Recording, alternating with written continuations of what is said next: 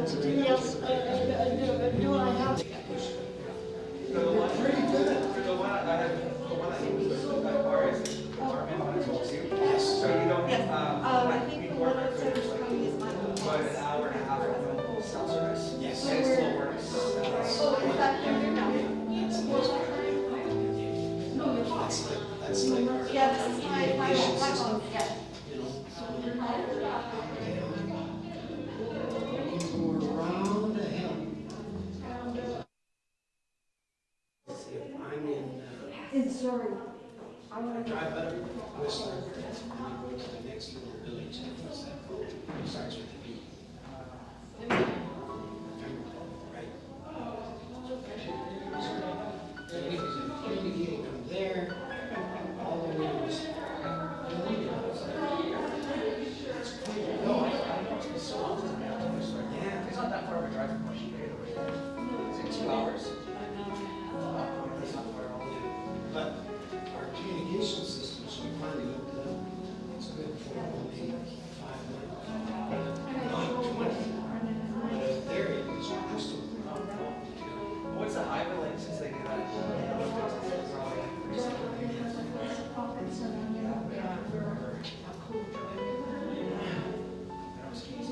Yeah. Well, we tried to do the Duffy Lake Road right around. So we go to little bit, all the way in Boston, Boston. Sit in the front one. Forgetting up.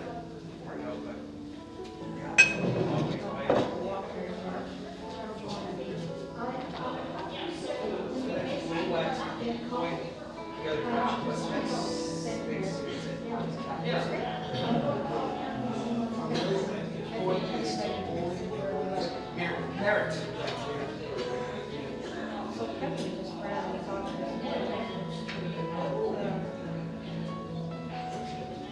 Lily was from Kilby last year. Big time.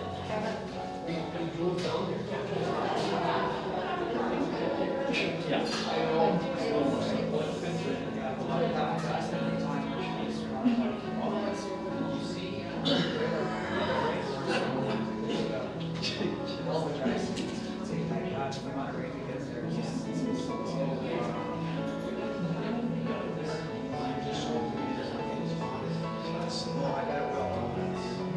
I'm gonna buy a So we don't have luckily, Pete had moved out. And we gotta sit down in the basement. I said, listen, let's go downstairs. So we slept. Good walks. It's a single bed. Slept up. We said, listen, I'm never gonna do that. So, and there was 500 railroad pieces. He said, oh, sure, you can stay there.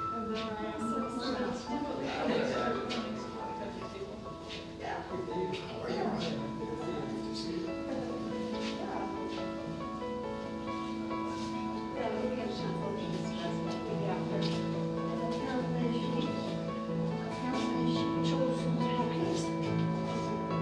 Jenny said she wants to send one. Those are extensive.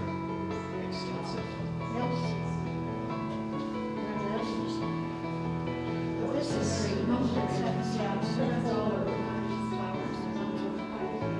Those are, they're gorgeous. And the work is good. it's just stunning. So I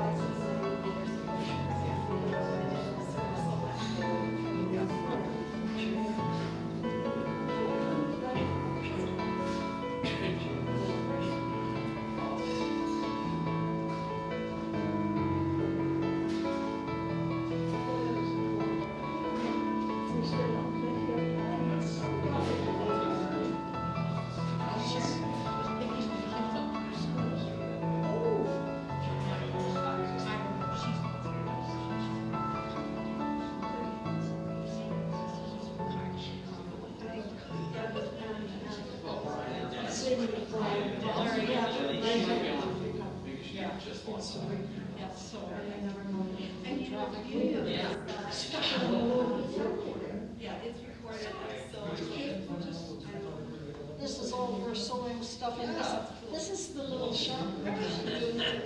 How she organized it. She always.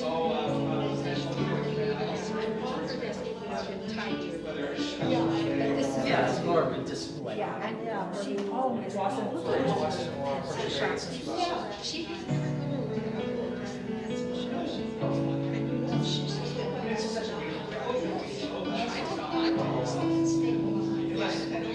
But it's not chocolate. It's not chocolate. well, she didn't read. She did all this work and this was, these were blanket stitched on, and then whatever that was. And she put all the squares together. Now, she didn't know how to Yeah, I think one of the quilted it like this one. she's otherwise. No, it's She's external. and I think. Yeah. There was always quilts.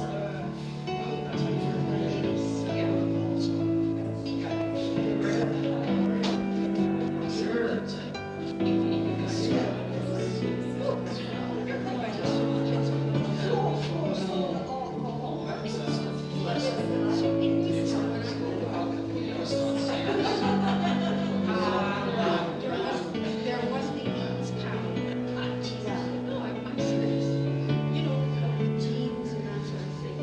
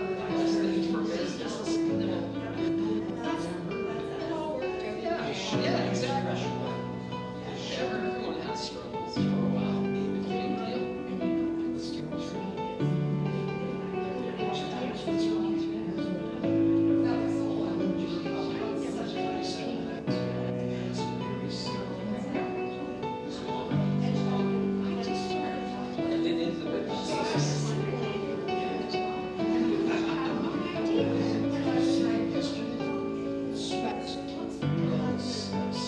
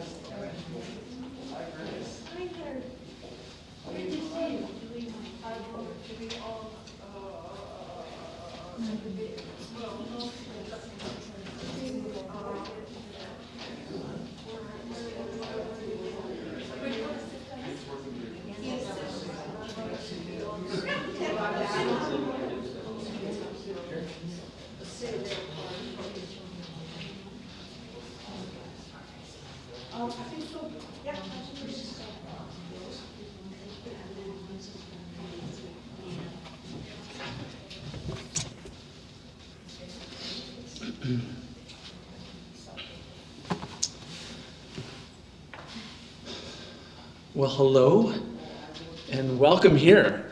We're so glad that everyone's here. It is an honor to be able to celebrate the life of Katherine Loewen. We want to recognize that this service here is being live streamed, and there's family and extended family and friends literally around the world. And so we recognize Lynn and her boys and Steve in France, and Deanna and her family and extended family in Winnipeg, Ron and Joanne in Morden, Dave, his family in North Carolina, Rob in Brandon, and there's a list of others. And so we want to recognize that you are here with us as well. Thanks for all of you that are coming here as well during this live gathering for us. It is really meaningful to gather here together. Thank you to everyone that is here and traveled from the island and north and different places to be here. My name's Kevin Snyder, and you might, well, who is this guy? Well, I have the great privilege of being Sharon Peter's husband, and I've also had the great privilege of knowing Katherine, who I got to call Gran. So I'm hoping that you're okay with me defaulting to using the name Gran when I'm referencing and referring to her today. Gran asked me to lead this service 17, I think almost 18 years ago. After we were married almost 19 years ago, and then after about a year of her, checking me out, and she said, I would like to meet with you. Would you do or MC or host my funeral? And I said, I would be honored. And so we sat down and we talked lots, and there was lots of little pieces of paper with written notes on that we're going to look at a little bit later. And then about 7 years later, I was like, I should maybe talk to her about that again. And we had one more sit down, we talked, she says, yeah, that's great. And this is 17, partly I was wondering if she was going to actually outlast me. And here we are. What a privilege to be able to meet together in this way. And I'm really honored to do this. Our purpose is, for the next few minutes that we're gathered here today, is to honor the life of Katherine Loewen, and to create gracious space here for our emotions that come with all of that. You are going to find yourself experiencing all kinds of different emotions. Sadness, probably a lot of joy. There's going to be some laughter. There's going to be some tears.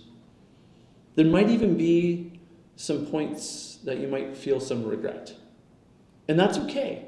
It's totally fine. This is part of being human and part of grieving as well. So before Cindy and Ginny come on up to share their story of remembering their mom, would you pray with me? God, our refuge and strength, the one who is close at hand, meet us in our sorrow and lift our eyes to the peace and light of your constant care. Help us hear your word of grace, that we would be comforted by your love. And in the midst of what seems like loneliness, would we be eased by your presence and the presence of one another.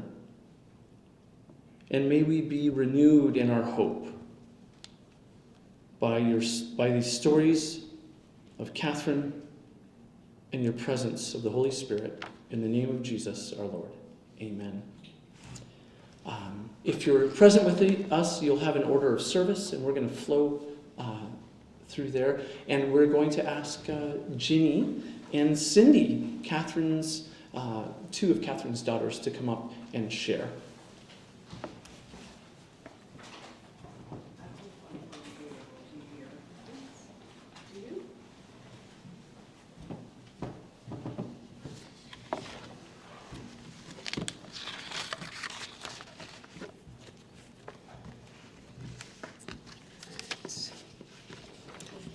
Okay, we are here to tell Mom's story.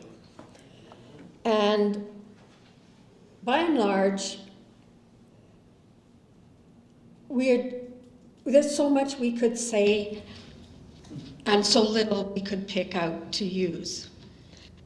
And I have found in this whole process that I sort of got to know my mother more like she used to be, because we were looking at her old writings and the things that she had done, and I just felt, oh yeah. Lots of stories were forthcoming as well as we were looking through all of this. Oldest, youngest, so my perspective a little different than Ginny's, and so getting down to the nitty and gritty of writing this was tough because we were just sharing the whole time.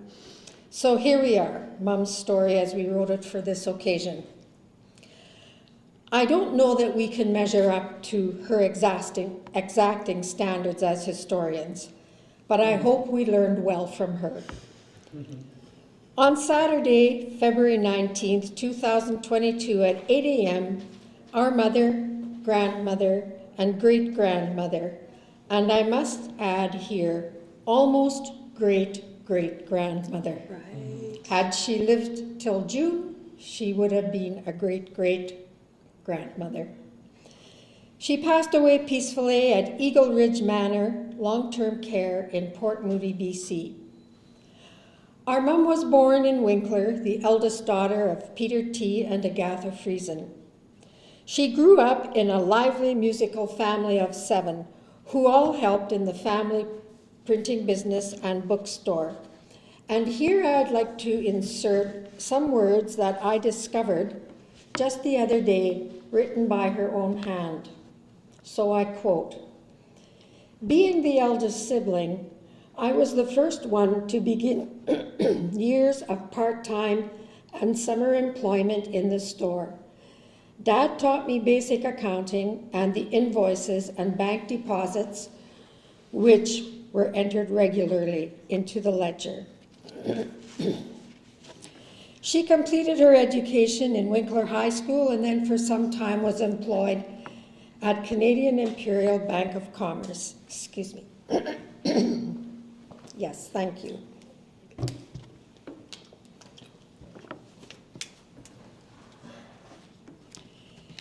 In 1942, during the war years, after a spring engagement, Mum, by herself, boarded a train and set out for Listowel, Ontario, to join her sweetheart, Frank G. Loewen of Winkler, where he was stationed in the Army with the Lord Strathcona Horse Regiment.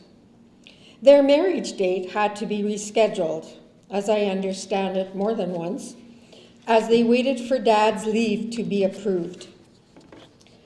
In June 1942, Without the presence of any family, they married in Listowel, Ontario. Mom later returned to Manitoba to await Dad's return from overseas and prepare for my birth. When Frank returned from overseas in 1945, they made their home in Winkler. And again from what Mom wrote, I remember Dad being dismayed at my decision to marry Frank Loewen in 1942. Oops.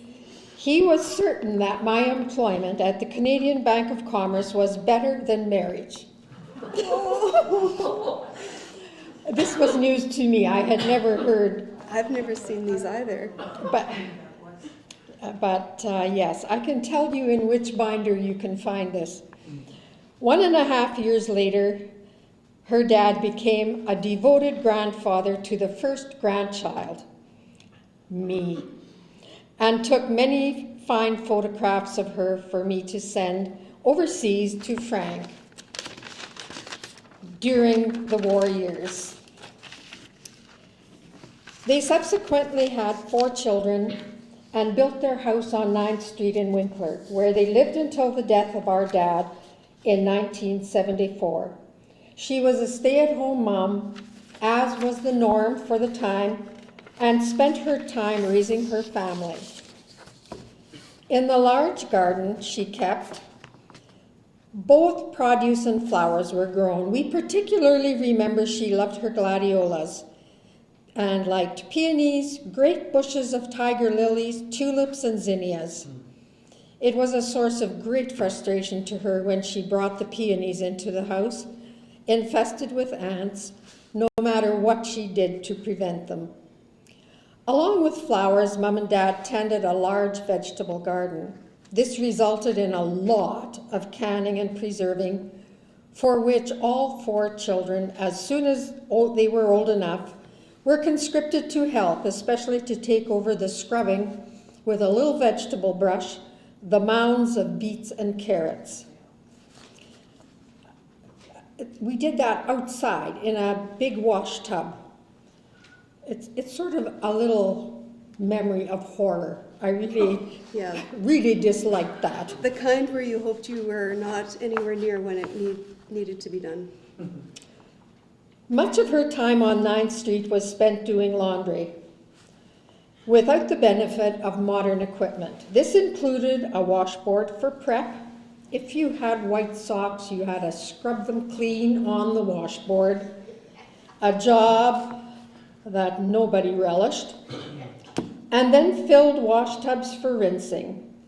Oh, a wringer washer for washing, and then filled wash tubs for rinsing. Once rinsed, the laundry had to make another run through the wringer, and then to the wash line outside, both in summer and winter.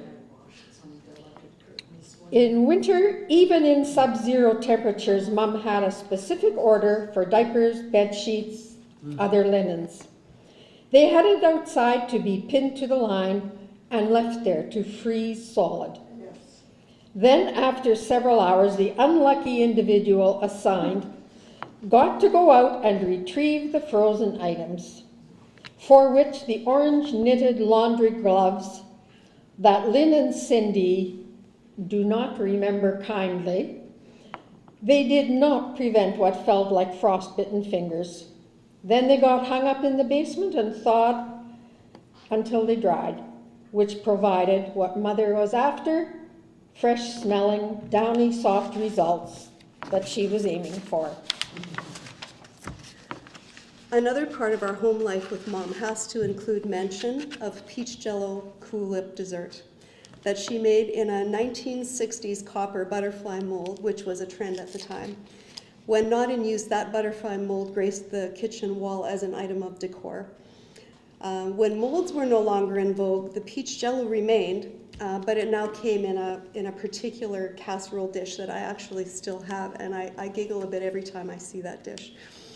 As much as it was recognized as your specialty, and as much as we joke about it, it was always requested, and some of us are still making it, not often, but we are still making because it is absolutely delicious. Not so much requested back in the day were her other jelly-based creations. Lynn remembers tomato aspic. I remember lime jello with chopped celery, grated carrot and cabbage, and cottage cheese. This one does not look very appetizing when I have just lost hold on the dish and splattered it all over Les and Iris's 1970s orange and brown carpet. That's how all of us, Iris and I at least, will always remember that, and never put cottage cheese in a jellied salad.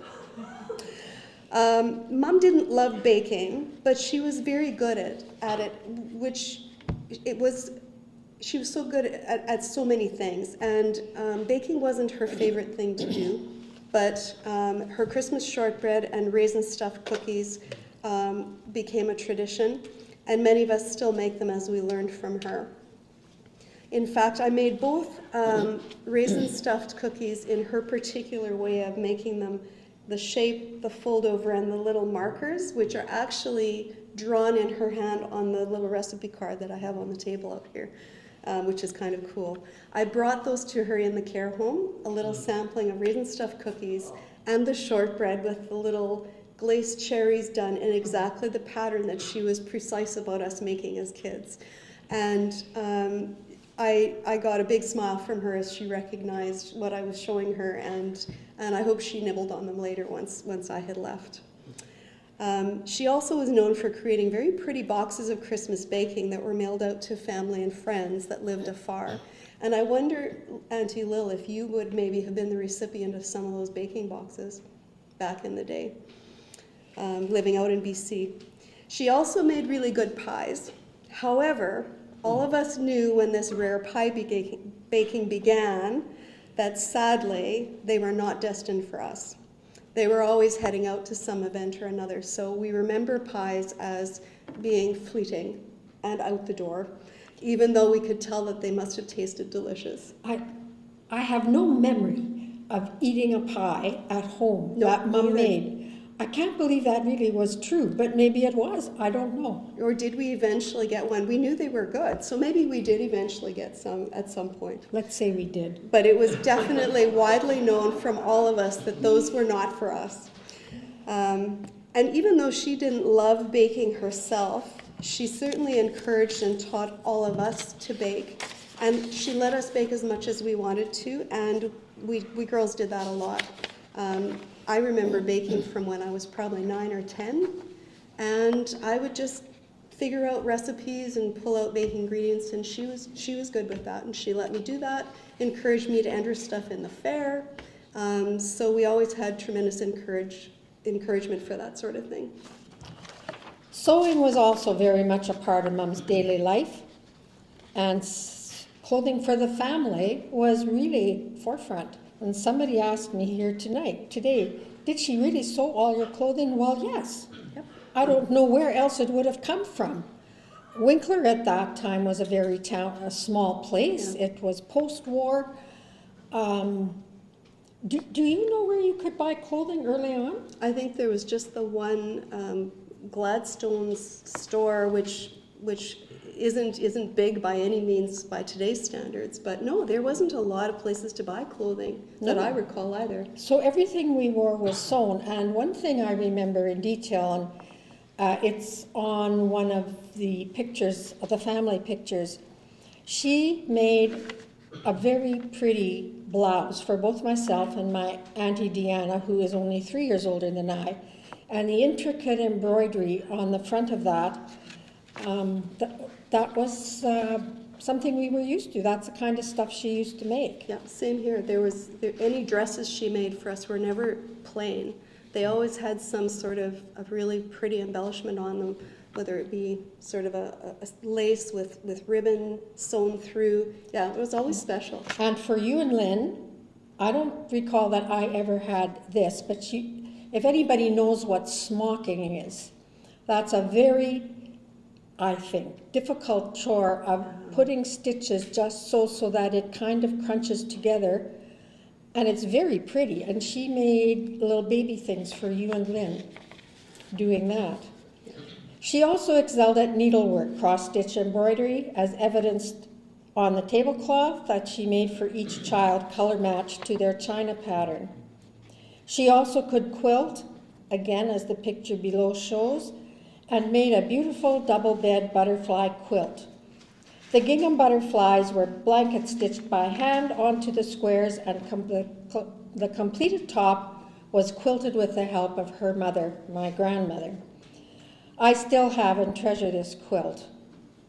In later years, as the great-grandchildren appeared on the scene, she began to make crib quilts for each one, and they were also quilted. She would buy a crib, a pattern.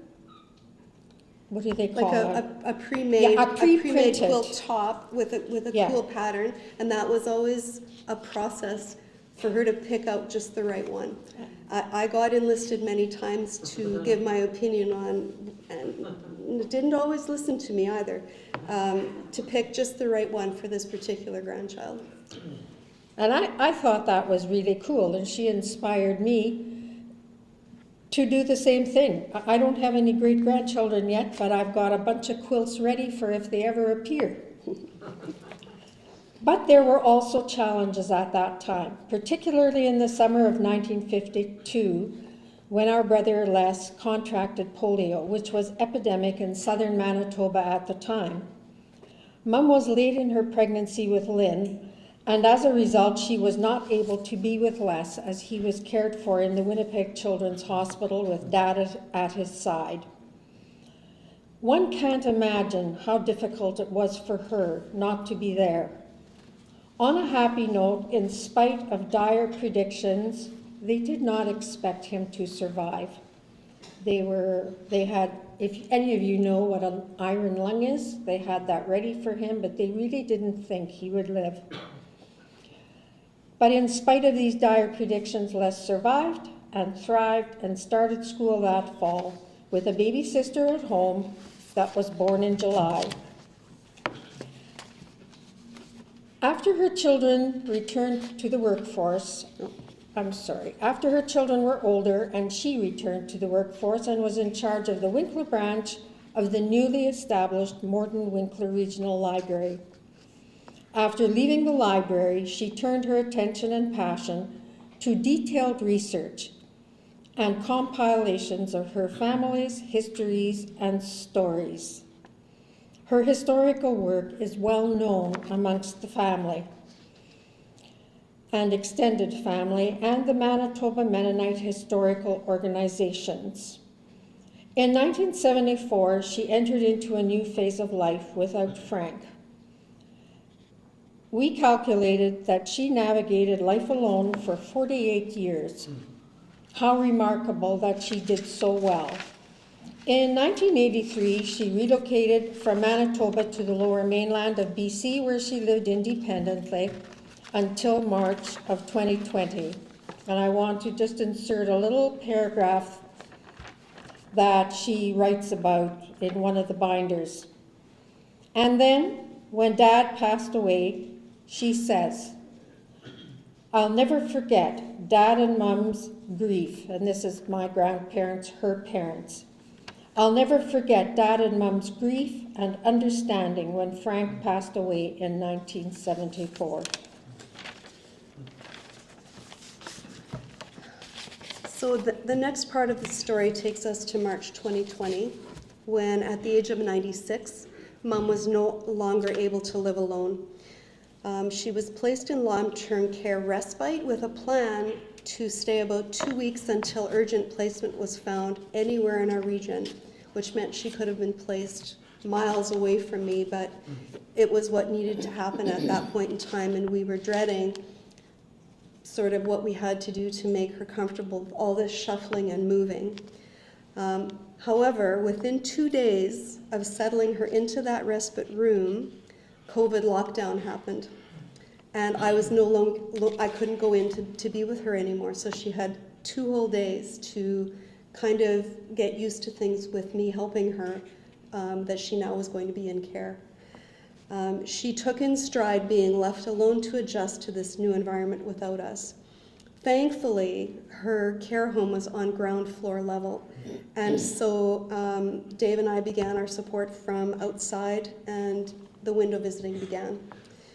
She handled note writing back and forth at her room's window. We would just show up at her window, try to catch her attention, and she'd grab her aluminum walker and truck over to the window, and then she would have forgotten her notepad, so she'd go back and get that, and then we had matching notepads to make notes back and forth. And she handled it all amazingly well, and enjoyed great amounts of mail that came to her originally, and she would show us every card that came through the window. We also, Dave and I, started our outside antics at that point. For her 97th birthday, at which time I had prepped a huge sign. Dave had his drill and stakes, and Les and Iris came out, and we all showed up and just staked in a big sign outside her window. We decided it was one of these situations where you don't ask permission, just ask for forgiveness later. But having said that, as you'll hear further along in the story, we became quite famous for our antics outside the window by the staff. The Valentine tree? It's coming. Okay, it's coming. And then she's in this temporary spot, supposed to be for 2 weeks, but lockdown has happened. So there's no movement in and out of residents into care homes. So for us, the good side of COVID is that because she was already in that facility, she was offered a permanent bed in July of 2020. This was already our desired facility that she was in, and we just answered hopes, prayers, and wishes that she did not have to go through this ordeal of being placed somewhere far away from us and then back eventually. So for us, there has been a good side of COVID. Once she was in her new room, she settled down happily and she thrived. There was support physically and memory care, and she was able to get around with her walker, read and write. Her new location, again at ground level, had a lovely view of the courtyard garden, and she loved her room, and she just was doing so well. And then we moved our outside antics from the other side of the building and decided we should do stuff outside her window where she was in her permanent spot. We started with flowers throughout the summer and put them on kind of a pedestal so that they were obviously hers, and then she could watch us water them, and she gave us direction from inside about deadheading and such, and pointed if we had missed something. And then after the flowers, we were scratching our heads and trying to think, well, what do we do next? Now it's getting to be fall. I think we did one fall plant, but that didn't last very long, and now Christmas was coming. So we put up the tree. And the tree is over there in a different incarnation, but that's the tree we put up, and we decorated it with little lights, and Kevin and Sharon and the kids brought Christmas balls and put them on another visit. And it gave her something to do to watch us do it, and then that was her tree. We were, by the way, entertaining her neighbor as well. Whenever we would come to see Mom, their windows were right close by, and then the neighbor lady was all over it as well. So we were doing a little community service there and entertaining both of them. After Christmas, we decided, well, let's just make it a Valentine tree. So outside her window, it became something kind of like what you see there. Those actually lit up originally, and so for a day or so, they had actually lights in those little hearts. And then Iris sent over St. Patrick's stuff, and then we changed it into a St. Patrick's tree. Then Easter came, and then it became an Easter tree. That one was easy, just hang eggs on it. And then eventually we morphed it into a birthday tree. And again, as I said, we became quite famous with the staff and the other residents as they all wondered what we were going to do next. Mom was delighted to rush to her window whenever we hiked through the ivy patch to see her. And we sometimes just visited back and forth. Other times we were creating some sort of display outside. Then in October of 2020, nobody's allowed in to visit, and only essential visits are allowed, and they kindly set up 2 essential visits for me to see Mom in person, even though I still couldn't hug her and we had to stay at a distance. The first essential visit was to share the very sad news that my brothers had been diagnosed with advanced cancer. And then a week later, I needed another one to let her know that he had passed away. All of this, I'm sitting across a big table and I can't go and hug her. But her grace and strength was evident as she absorbed this very unexpected news. When spring came, then COVID visiting restrictions were lifted and we could finally visit in her room. So that's a year, and we were able to give her her first hug inside. Now that we could celebrate in person, it was in time for Mother's Day and her 98th birthday. And our mom at 98 participated in her one and only family Zoom call with her daughters. So I was there in person and facilitating. Lynn was on Zoom in France, Ginny in Manitoba, and daughter-in-law Iris in Seychelles. She's very hard of hearing at this point, with no help from hearing aids anymore. So she leaned in and kept reading the closed captions that my sister Lynn was madly typing while we were on the call. And she kept up. She talked and joined the conversation and laughs, and she was just a trooper. This kind of memory is just super special to us, especially because by June, just after her birthday, she was declining and could no longer do all the reading she loved to do, write, and she wasn't speaking very much. Her physical abilities were drastically altered, and she was confined to a special chair during the day, but she still enjoyed looking out at her courtyard. During this time, Lynn flew out in July, Ginny came in September, so they were both able to spend quality time with her while she was still able to visit with note writing and such. And they'll have those memories to take with them. Until very recently, she still recognized us, and her facial expression showed her delight whenever we came to visit. We'd find her reaching for and drinking the tea she always loved. During this time, she handled the increasing need for full care with quiet dignity. She could still read our notes and look at photos on our devices, but as I said, she wasn't doing much reading on her own anymore. The last month, she enjoyed watching when Dave and I would bring flowers and arrange them in front of her so that she could touch them and smell them and see us set up some arrangements for her. We would make things, and then this last Christmas, we brought the tree back, but it was inside this time. We managed 2 seasonal changes of the tree before she passed. In January, again, I'm sort of trying to think, well, gosh, what can I do now? So I added the snow and the berries, and then on Valentine's Day, I brought back the hearts. So at the last, she was surrounded by the Valentine stuff that I had all made for her, and she had her Valentine tree, which is why it's here today.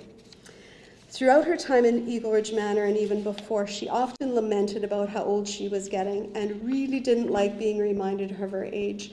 I found many of our notes back and forth where age was talked about, and she would write that she just really didn't like being this particular age. She didn't say she didn't like that she was getting this old. She just didn't like hearing her age. She was actually a little annoyed that we had put her age on that big sign. She told me that a number of times, that we should just have done Happy Birthday, Mom, not Happy 97th birthday, because she was reminded every time she looked out the window. When I was looking through her papers from her 2 years at Eagle Ridge Manor, I found a paper that she had torn out of the Reader's Digest, and it's got her X mark to say that this was something that was important to her, and it's got her little notation in pencil, good, and she liked this, and I kind of think this probably summed up her thoughts about reaching the age that she had reached. And it's a quote by Richard Bach: "Head in the sky. A cloud does not know why it moves in just such a direction and at such a speed. It feels an impulsion. This is the place to go now." Mom had a lifelong love of reading, music, singing in community and church choirs, and loved listening to radio theater in the long ago days, opera, and both modern and classical music. She was also very artistic. all three daughters treasure the page in their wedding memory books that hold the beautiful detailed sketches that Mum made of each of our wedding dresses. And we have one of the Yes. example there. And I looked at that now and I was just amazed. I didn't appreciate it enough when she did it, but looking back now, I just think she could have done so much if she had been in a different time. And in some of the things that I looked through and trying to decide what to bring today, there was, again, so much we couldn't bring all of it, but I found some of her high school notebooks for, I guess, when they took home ec, or what would have been home ec classes. She had sketches in there with what she had all sewn, and it reminded me very much of what I saw in the wedding books. So I feel like that talent has been with her always. She never outgrew her love of family picnics throughout the Manitoba Pembina Hills and Rock Lake, as well as many family weekends in Rushing River in Ontario. In BC, she delighted in taking all her visitors to Alouette Lake near Maple Ridge and the UBC forest walking trails. She always looked forward to forays to Harrison Hot Springs and Osoyoos, BC with her sister Lil, and whatever mischief they could get up to together. In her retirement years, she also enjoyed adventurous trips to places like Russia, Australia, Europe, and throughout Canada. She told me once she would go away on a trip, and then she would save up, and then she would go again, and then she'd have to come home and save up, and then she would go again. And I think Iris put together some of just a little bit of her travels. Again, there's a whole bin of her travel binders that was too much to bring, but we tried to kind of put a few things together. In going through all her photos, papers, and family history binders these past 2 weeks, it struck us how much the world and technology changed in her almost 100-year lifetime. She went from living without plumbing all the way to visiting her kids on Zoom, and a husband at war in between. It's quite remarkable. She often remarked in this computer age that she was far too old for this modern stuff. Having said that, although she was initially taken back by having to view photos on laptops, tablets, and iPhones, she adjusted. In fact, in her last years, if I was sitting beside her and I had a photo up on screen, she would just grab the phone to have a look. The only problem came when she would touch the screen, and then you'd have to kind of undo whatever she had done with touching and get it all back. She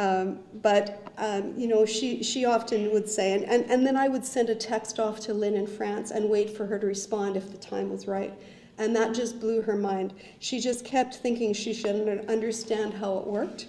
And I just reassured her, hey, Mom, I don't know how it works either. I just enjoy using the technology. Our mom is lovingly remembered by us, her children. Ginny and Ron Peters of Morden, Manitoba, Lynn and Steve Boswell of Crozet, France, Cindy and Dave Neufeld of Port Coquitlam, BC, and daughter-in-law Iris of Sechelt. Her 9 grandchildren, 10 great-grandchildren were very special to her. Mum followed their lives with interest. She is survived by 2 sisters, Lil Collins of Maple Ridge, who is here today, and Deanna and Dawn Kohanic of Winnipeg, Manitoba. Our mum was predeceased by her husband Frank G. Loewen in 1974. Her son Les Loewen in 2020, and siblings Harvey Friesen, Florence Edwards, Mabel Friesen, and Ken Friesen. I want to close with a reading that Mum actually chose for our dad's obituary back in 1974. Softly falls the eventide of life, gently like the setting sun. A lifetime work is ended, and a well-earned rest is won. Our family grieves her absence, but we celebrate her long, active life. No. Well done. Ditto.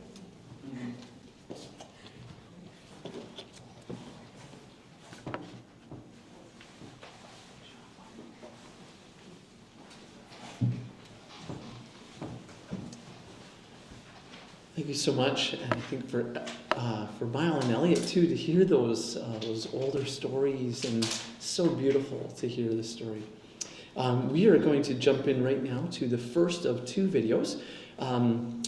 There's songs that Gran asked to be played or sang at her memorial service, and so we thought, let's combine both videos and pictures with the song she chose. The first song she chose is "This Is My Father's House."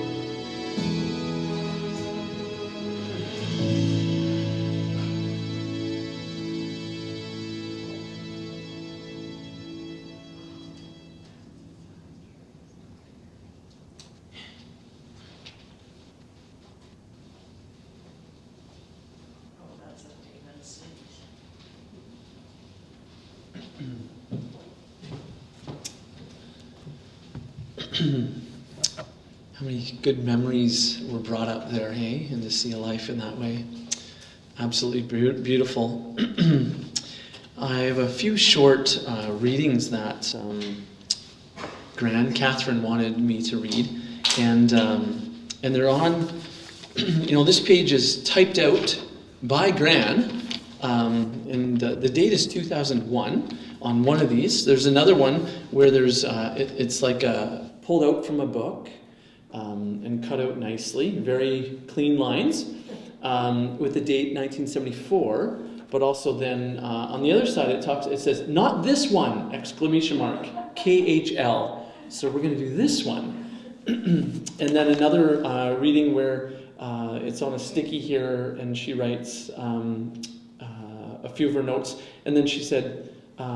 This one, the favorite, KL and Lynn. And so, Lynn, you had some influence there on some of these readings. And so, I'll simply read these.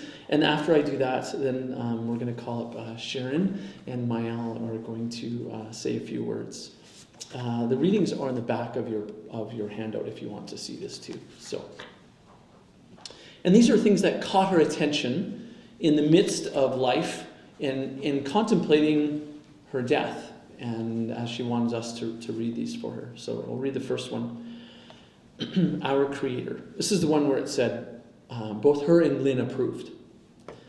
Our Creator would never have made such lovely days and have given us the deep hearts to enjoy them, above and beyond all thought, unless we were meant to be immortal. Another quote she was much interest to her was this: look to this day, for it is life, the very life of life. For yesterday is already a dream, and tomorrow is only a vision. But today, well lived, makes every yesterday a dream of happiness, and every tomorrow a vision of hope. Wisdom from the Sanskrit. And these last words, where she wrote and typed here, this was sent to me by my brother Harvey P. Friesen, Winkler, Manitoba. It was a get well card and could have been, and probably was in his thoughts, KHL. With God, every day is a day. To begin again, to trust and feel his love for us, and to know in all of the confusion there is a gift to be found. To hope for the very best, to believe our prayers are being heard, that good news is on its way, that anything can happen between yesterday and tomorrow, to count our blessings, to remember whose children we are, and what we are capable of through a Father who cares so much. With God, every day is a day. To be made new, to forgive and heal, to do what we can, and leave the rest to God. Sharon and Maëlle are going to say just a few words.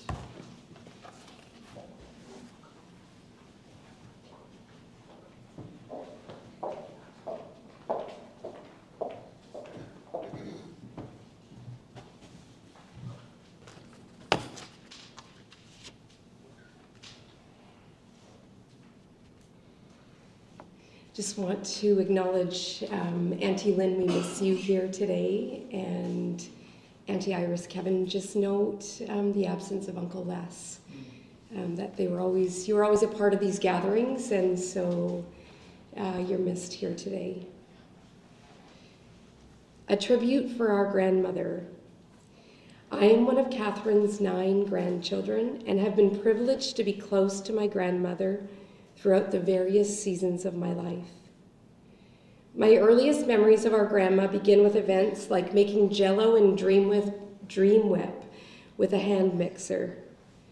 I enjoyed her hand mixer so much that as a young child, I thought that my mom was really quite backwards to be using an electric mixer. On school days, I would sometimes walk 2 blocks to the busiest street in town, where Grandma would be waiting for me to take me home to her apartment. Through the eyes of a 5-year-old, I thought that her mint green apartment complex and her small home with 2 bedrooms and its own bathroom was truly the height of urban living in our small town. There was no greater joy for me than taking out the garbage with Grandma to her rows of Oscar the Grouch garbage cans. I never did get to see Oscar from Sesame Street, but I was certain that Grandma must be famous, given that she lived so close to this infamous Grouch. Grandma was in our home many times while we were growing up. She came for Christmas and Easter celebrations, and she took an active interest in what we liked to read and what we were studying at school. She was also the grandmother who traveled to London, to France, to Australia, and the list goes on. My postcards from her travels abroad were so frequent that I simply assumed it was every single grandmother's job to travel the world. When Grandma moved to the West Coast, she was always eager to see any grandchild who came that way, and particularly enjoyed events like the choir tours that some of us were a part of. She always had time to take us sightseeing in her big green car I think it was green, to favorite spots like Alouette Lake, Bunsen Lake, and Minnetonka, to name a few.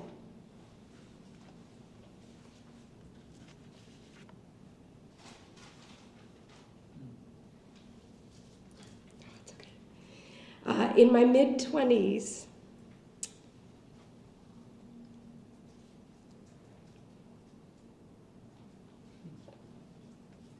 I probably just haven't had the time and space these past few weeks to sort through my grand's absence. So here we go, as I share this with you.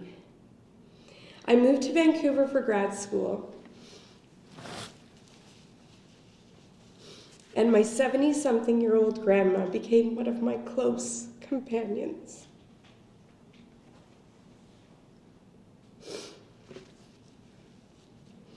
Oh, my mom and my aunt just knocked it out of the park, and here I go. She gave me her old bed as an arrival gift in BC. I will say that was the hardest bed that I ever slept on, but I loved it because it was hers and because it was free. We spent many a weekend together going to parks, having picnics, ordering pizza on Friday nights, shopping together, traveling to Seychelles to visit Uncle Les and Aunt Iris, picking up Towntha or Auntie Lil and spending a weekend at Harrison Hot Springs. You name it, and we did it. Some of my most treasured memories with her come in the quieter moments, when I would be at her place for a few nights with a stack of 20 books and an essay or 2 to write, and Gran would just hang about, make her famed potato salad, toast, and always some sort of dessert with Cool Whip, and simply let me study.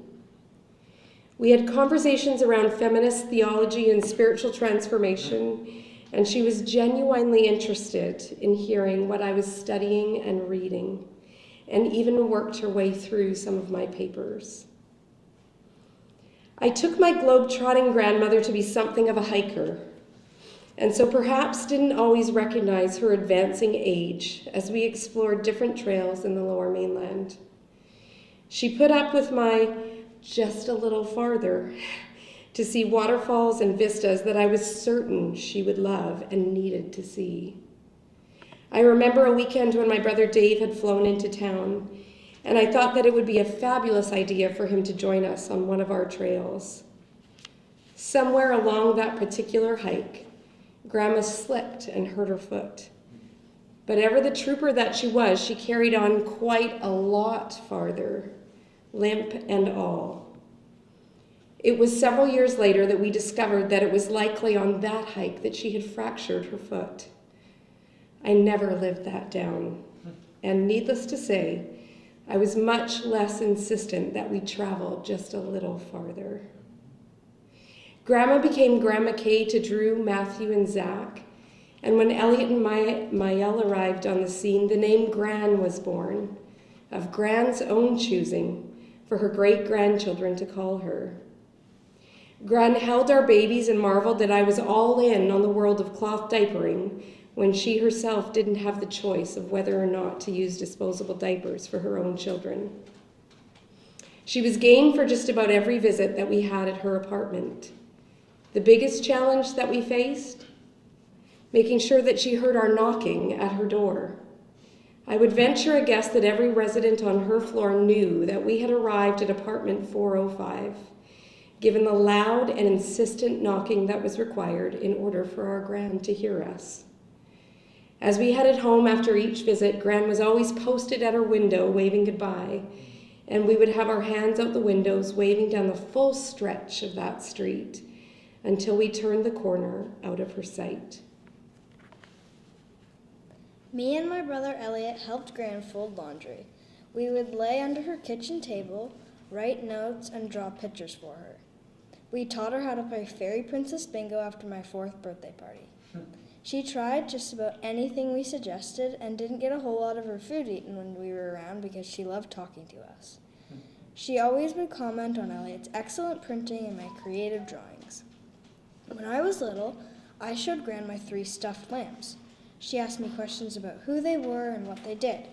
I decided, since Gran liked them so much, that she really needed a lamb for herself. So I stuck one of the lambs in her sock drawer to stay over for a few days. That lamb stayed until just before Gran was taken to the hospital many years later. Our routines with her included Christmas decorating the first week of Advent and Christmas Eve celebrations with Santa hats and gifts for her that she most often gave back within the next year or so. Elliot was the first to get her to wear a Santa hat, and that tradition carried on right up until her time in the home. With a Gran who really couldn't quite hear and who truly despised her hearing aids, our window visits during the pandemic didn't really slow our communication down, as we had long been in the habit of writing out our conversations. She was always happy to see us and loved to listen to what we were up to. It was hard to watch her disappear more into herself in this last year, but her essence remained. She knew who each of us was, and she could place Ginny and Ron as my parents. She was quick-witted and bright, even when her speech failed. She would laugh at some, not all of our stories, or would give Kevin her signature sideways look when we showed her comparisons of our printing. My illegible handwriting was a grave disappointment to my grandmother. On one visit, Maëlle and Elliot showed her a video from Kira of a butterfly, and out of the blue, she spoke the word beautiful. She would smile and lean her head close to ours when we told her we loved her. And as I wrote to her on one of my notes, we knew that she loved us too. When Elliot left for the cabin last summer, he said how much it meant to have visited her and that he wanted to come back soon. And when Maëlle was finally double vaccinated, her comment in the car on the way home from ringette practice was, "Now we can all go and see Gran." Well, I so wish that we could have held her hand for those last days. I know that the love and affection we found in our relationship together was embedded in her soul. And I know that she also understood that she was beloved by God. My grandma was a woman well before her time. I can only imagine the career she would have had if she were starting out in the 21st century. But in the sum of my years knowing her, I saw in her contentment, an interest in learning about and creating history, and an abiding love for her family. Gran was never without her monthly calendar, and this year my 8th birthday will be just a bit lonelier without her May 7th as the lead up. But on her special day,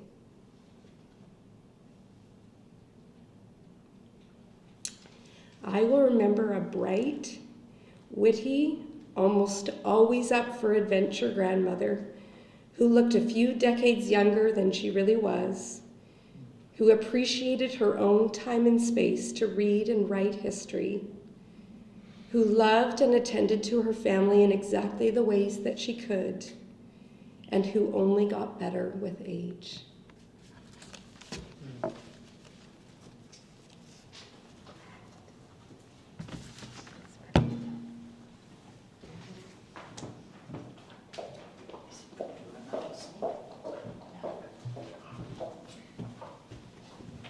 I'm going to call Lil, grand sister, who sometimes you got into a lot of shenanigans together with her, right?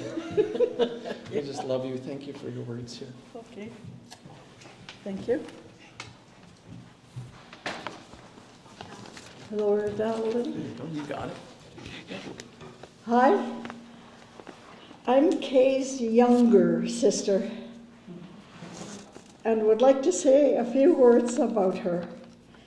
We were both born in May, but had different personalities. Kay was a more serious person than I, and the ones that know me will know what I mean. But we managed to get along fine anyway. When she moved to BC from Manitoba, I had someone to shop with, have lunches and picnics, and have fun showing her around. We also sang together in choirs and shared music as a hobby. We also went on short and long trips and thoroughly enjoyed them. We thank her for all the work and writing she did for us with the family history. Her work was neat and organized, as was her life. She also made sure there were always sharp pencils on hand. She also made sure I had special metal pencil sharpeners as well, as you will see them down on the little table there. We learned a lot of these things from our dad when we worked in his store. He had certain ways of doing things, and that's the way we had to do them also. So we had a lot of fun together, and it was nice having a sister close by.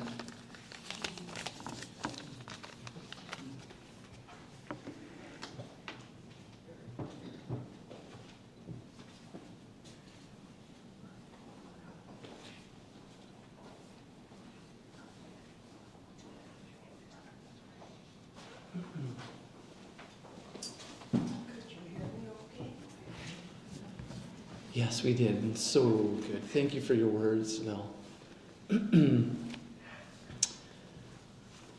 I'm just count it really a real privilege to be here and to hear more of who Gran is. Many of you will know that, well, let me explain this. So I'm the grandson married in, but I'm also a pastor. And so that can be awkward sometimes, but it can also be really good. And I think, Gran, there's this quiet yearning for trying to understand more about who God was. And she grew up, in Winkler, Manitoba, and probably, I'm guessing how really good that is, but maybe in different quarters, there's maybe some, can I say the word, like conservative maybe thinking in that, and that's okay. And yet she's here unpacking with her granddaughter about theology and women in ministry and all these different things. And yet for me, when I came on the scene, I got to just listen to her a bit more and her asking some questions about the church and what would happen. And it was interesting because we were, one time, this is maybe 15 years ago, we were talking about faith and questions that she was asking. And she just said, could I have a Bible that maybe sounds a bit like yours, meaning not the King James Version? And so I said, sure, would you like us to get you one? So Cindy, I want to just thank you. Cindy brought this Bible back to me. And as Miles mentioned, where sometimes you give Gran a gift, and then she didn't want things cluttered in her house. And so, very nicely, about a year later, she would give your gift back to you.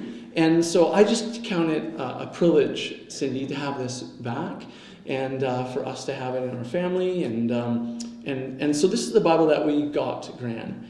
And there's a few things. She doesn't really like writing inside of books very often. I don't think she likes to mark things up. But there are some highlighted parts that come in the version of inserts into different texts. And so it'll be interesting to read those texts and to see them. And I want to thank you, Cindy, for bringing that to me and allowing us to see that.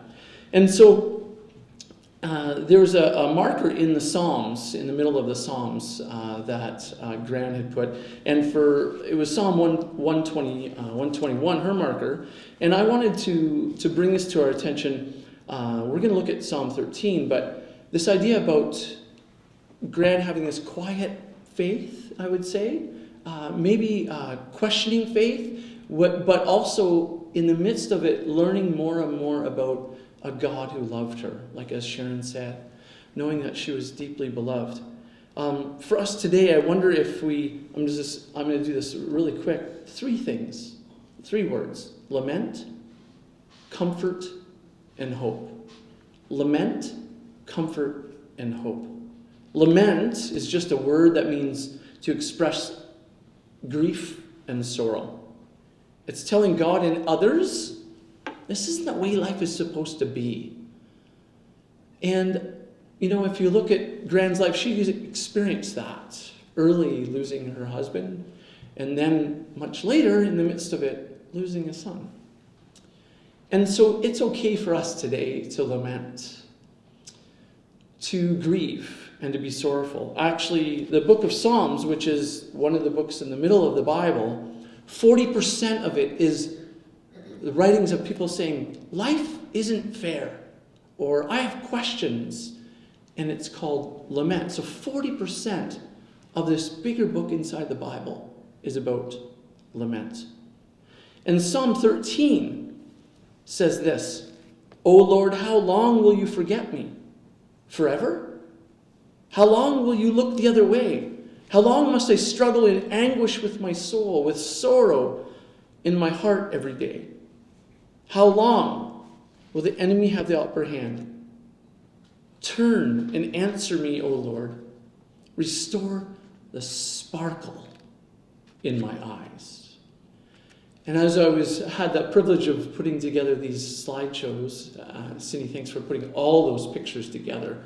And then I was able to see a sparkle in Gran's eyes. And I thought this was very fitting for her. And maybe some of the lament that she maybe experienced during COVID as well, and losing a son, and not being around people. I wonder if Gran had this lament. Because she could allow herself to be known more and more as she aged. And I think, I mentioned this to Ginny earlier, I think as Gran got older, she just aged better. It seems like she became more gracious, as Cindy talked about this strong grace in her life. And what a beautiful picture. And so I'm sure that these ancient words that I even read here for us, that we're able to lament, that in the midst of lamenting, we can find strength and comfort in being okay with not being okay, if I could say that. So lament. But then in the midst of this lament, as we are present with one another, and we see a God who's with us, that's present, there's this word comfort, and that we would be comforted. Comfort means the easing or alleviation of a person's feelings, grief, or distress. There's a scripture in Corinthians that says this: Praise be to God, the Father of our Lord Jesus Christ, the Father of compassion, and the God of all comfort, who comforts us in all of our troubles, so that we can comfort those in any trouble with the comfort we have received ourselves. God brings comfort. In which ways, sometimes we might ask? Well, it's through the gift of the Holy Spirit. But I would say also God brings comfort through the community of people here and your family. Everyone gathered in this place is experiencing grief and sorrow at the loss of Gran's life. But I think it's safe to say that everyone here is also gathered here and also bringing comfort to one another. The comfort that comes from the compassion is present with us. At Ricky's the other day, I had the privilege of picking up Ginny and coming a bit early and sitting with Lil and Ginny. And Lil, you mentioned that, funerals can be sad, but how beautiful they are when family get together. When family gather together to be comforted with one another.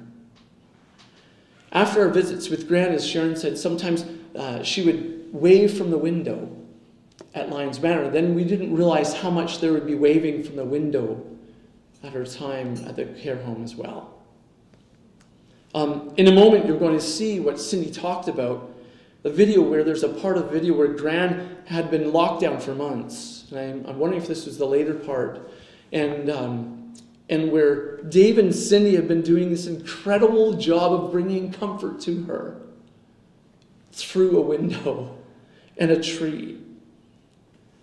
And with the decorations of different seasons for the tree.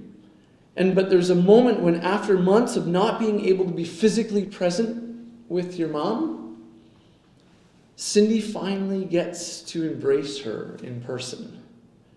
And Dave, being a faithful son-in-law and husband, is filming it from the window. And it's a precious moment that you'll be able to see. And I just want to say, Cindy, I believe with my whole heart that you are acting not just as a daughter to her, but I would say as a pastor I can say these words, but you are acting as God's agent to your mother to bring comfort for her. And all of us in different ways. Each of you are here joining with the Spirit of God to bring comfort to one another. And the last word I'll finish here would be hope. Lament, comfort, hope.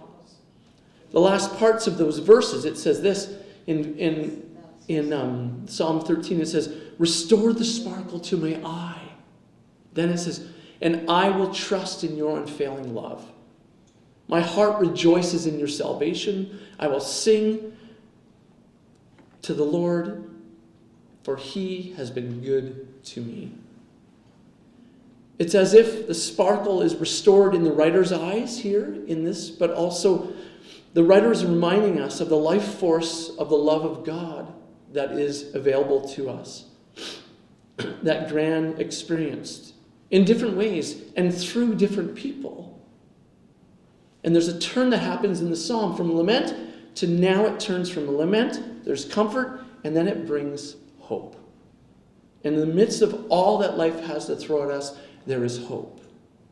There's hope partly because we are able to lament. We are able to be okay with it not being okay. And as we comfort one another, as God comforts us, and it gives hope to us. There are going to be moments of hope, moments of joy, and moments of laughter that will continue as we remember the life of Katherine Loewen. And I believe that we will be able to see the sparkle of life that was in her eyes. And I hope that the sparkle in our eyes would be restored to us, even today, as we comfort one another and as we bring hope, the way that Gran has brought hope to us and love to us. Because we also have been comforted by God and comforted by one another in these beautiful ways. The last song that Gran, that we're going to have, that Gran chose here, is called In the Garden. And I added another song that she didn't choose, but it was from an artist from Manitoba, and that song is called For the Journey. So we're going to watch the last video here, and then I'll have the benediction at the end.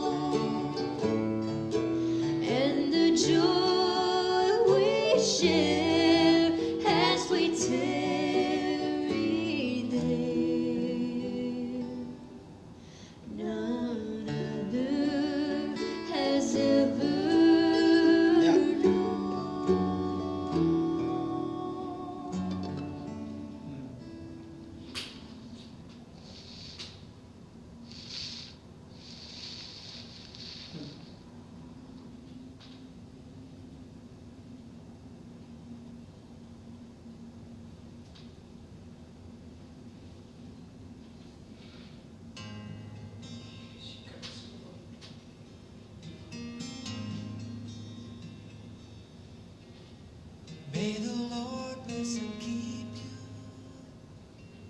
May his face shine upon you. May his graciousness be like an endless stream. May the Lord show his favor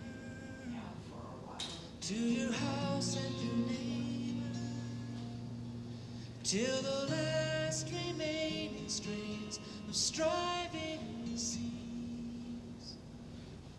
May he grant you peace.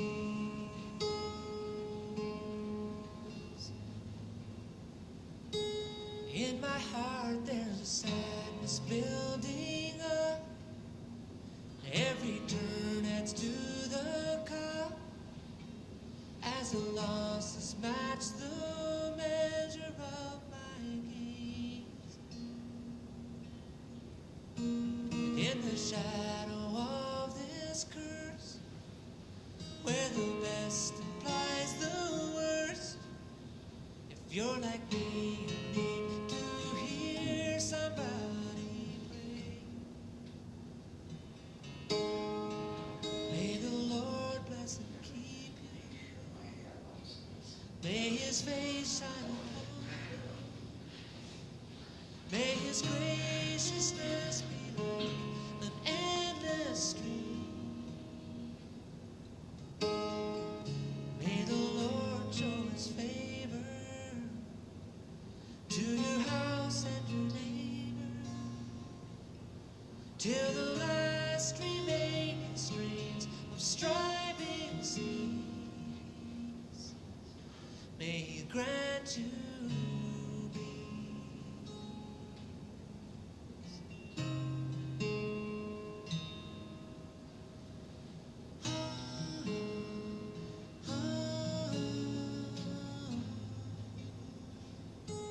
may he grant you peace.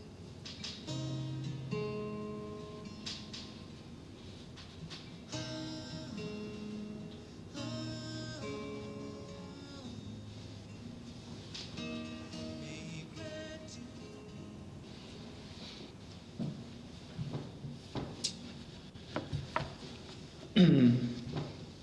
Such a beautiful picture of Gran and her kids in the last part. We need to pause and look at that and look at this legacy that she's left you. And thank you all for being here and coming to this place and being online.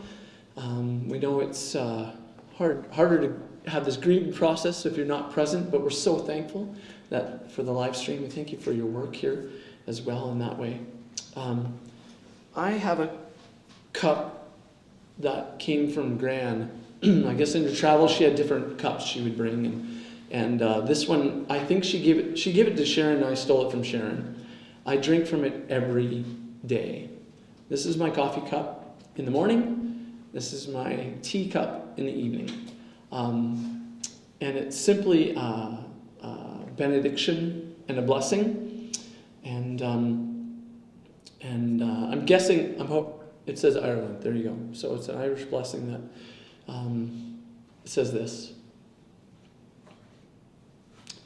May the rain fall softly upon your face. May God hold you in the palm of his hand. And may the wind be always at your back. Pray that we would go knowing that God is with us. And not just maybe in some ethereal way, but he's with us with one another. Continue to be present with each other, even if it's through waving through the windows. And continue to reveal and show grace to one another as you meet together. So that in this life, you'll be able to lament. In the midst of that, you could be comforted. And in your comfort, you would continue to give each other and others hope. Let me pray.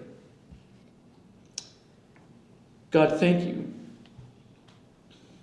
for blessing us with the gift of Katherine, mom, sister, grandma, gran, Thank you now for all of her life, for the memories of love and joy, for every good thing that was done by her, for every sorrow shared with us. Thank you for her life. Thank you for the rest we now know that she has in Christ and is enjoying. Thank you for giving her presence to us. And now, God, who brought us to birth and in whose arms we die, in our grief, contain and comfort us. Embrace us with your love. Give us hope in our confusion and grace to let us go into new life, knowing that we are beloved by you. We pray this in your name, Jesus. Amen. We're so grateful that we're able to be here, and there is some food and some treats, and the Mass, you can keep them on until you're seated, and then at that point you can have them off just like a restaurant. Thank you again for everyone and your words here. You've honored your mom very well, and your grandma, and your great-grand.